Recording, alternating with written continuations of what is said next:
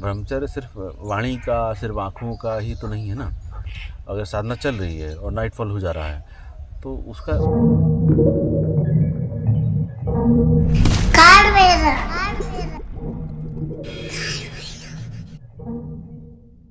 गुरुदेव, क्या स्वप्न दोष होने पर साधना खंडित हो जाती है? हाँ, हो जाती है। ठीक है, बहुत सारे लोग कहते हैं कि अपने आप अगर स्खलित होता है तो नहीं होती, लेकिन ये गलत बात है। ठीक है, वो ढांढस बांधने के लिए लोगों को, साधकों को, मतलब वो हतोत्साहित ना हो उसके लिए ऐसा बोलना पड़ जाता है बहुत सारे गुरुओं को, लेकिन एक्चुअली में तो खंडित होती है। ठीक है, क्यों? क्योंकि ब्रह्मचर्य सिर्फ वाणी का, सिर्फ आँखों का ही तो नहीं है ना। ब्रह्मचर्य तो हर एंगल से है, आपको संभाल के रखना है।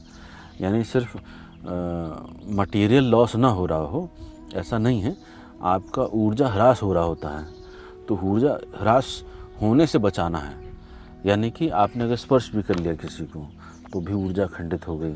ठीक, उसके विपरीत लिंगी के बारे में अगर चिंतन मनन भी कर लिया तो भी खंडित होती है। आप उस काम में उतर के अपने ऊर्जा का ह्रास कर रहे हो तो भी खंडित होती है। ठीक है, तो ये हर प्रकार से खंडित होती है।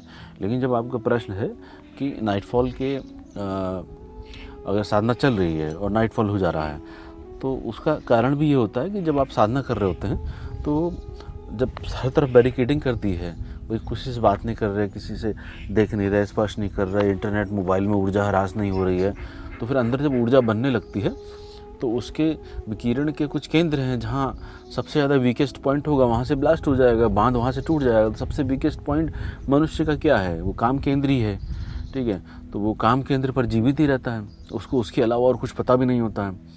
तो अगर उस बांध में कहीं दरार है तो वहाँ से ऊर्जा ह्रास होगा ही होगा, चाहे वो जानबूझ के जागृत अवस्था में हो, चाहे स्वप्न के समय हो। और बहुत सारे इतने मानसिक विकृत लोग हैं कि वो तो जाप कर रहे होते हैं, ध्यान कर रहे होते हैं, उनका उसी समय स्खलित हो जाता है। इतनी आंतरिक नाड़ियों में इतनी ज़्यादा कमजोरी होती है, इतना बांध उनका वीक होता है।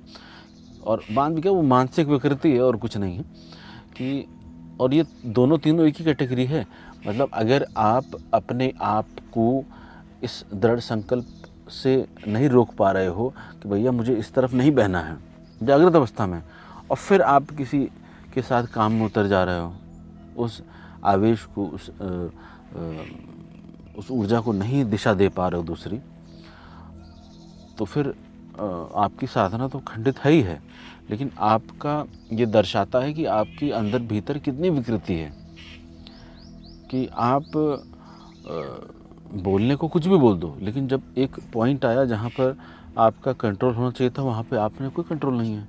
इसका मतलब आपके पास कोई पावर ही नहीं है, कोई शक्ति नहीं है, कोई सिद्धि नहीं है।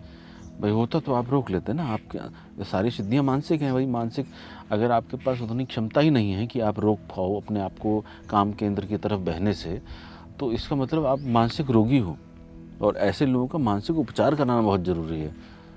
जितने भी ये काम ग्रसित लोग हैं ना, और काम को नहीं कंट्रोल कर पाते हैं, तो इन लोगों को अच्छे साइकोलॉजिस्ट को दिखाना चाहिए कि भाई मेरे अंदर क्या प्रॉब्लम चल रही है। क्योंकि देखो, ध्यान मार्ग में तो कभी उतर नहीं पाएंगे, ध्यानी कभी हो नहीं सकते, तो उनको किसी बाहरी रूप से किसी ऐसी ट्रीटमेंट की ज़रूरत है।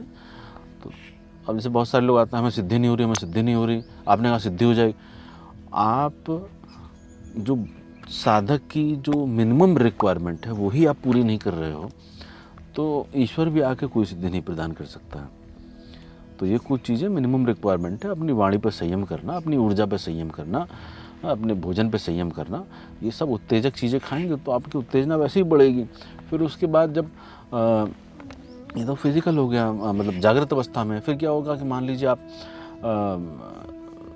सो गए स्वप्न में, ऊर्जा तो उतनी बनी हुई है, जबकि आप शिथिल हो गए।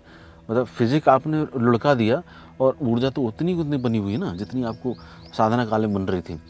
तो वो क्या होता है, उन्हीं सब केंद्रों पे चोट मारती है जहाँ जहाँ पे कमज़ोर होती है चीज़ें।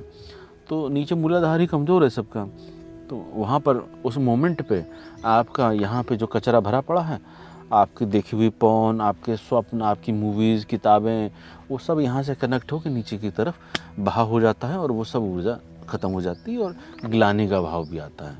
ग्लानि का भाव ऐसे नहीं आना चाहिए, लेकिन ये नेचुरल है कि ऐसा होगा तो ऐसा आएगा, क्योंकि आपने कुछ गलत करा ना। तो मतलब अगर आप किसी को गोली मार दो, किसी को हत्या कर दो, तो आप भले ही बुद्धि से चाहे रोक लो अपनी ग्लानि को, लेकिन अंदर आपके आत्मा के स्तर पे आपको ग्लानि होगी, आपको दुख होगा, कष्ट होगा कि अब मैंने क्यों कर दिया है। तो तीसरा ये है कि जैसे साधक जाप में है या ध्यान में है, उस समय विस्खलन हो जाता है बहुत सारे लोगों का।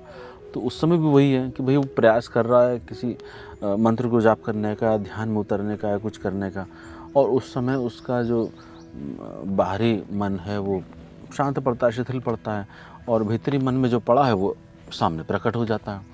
यानी कि भीतरी मन में क्या काम चीज़ें पड़ी हुई हैं, तो वो प्रबल होकर उसके अंगों को उत्तेजित करके वहाँ से वो ग्लैंड्स के माध्यम से उसको रस बाहर कर देती हैं।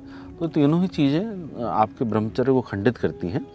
ठीक है, इसमें नाइटफॉल भी आ गया आपके प्रश्न से संबंधित। तो तीनों को ऐसे ही मानना चाहिए कि हाँ, ये आपकी साधना खंडित कर रहे हैं। ठीक है, जय श्री काल।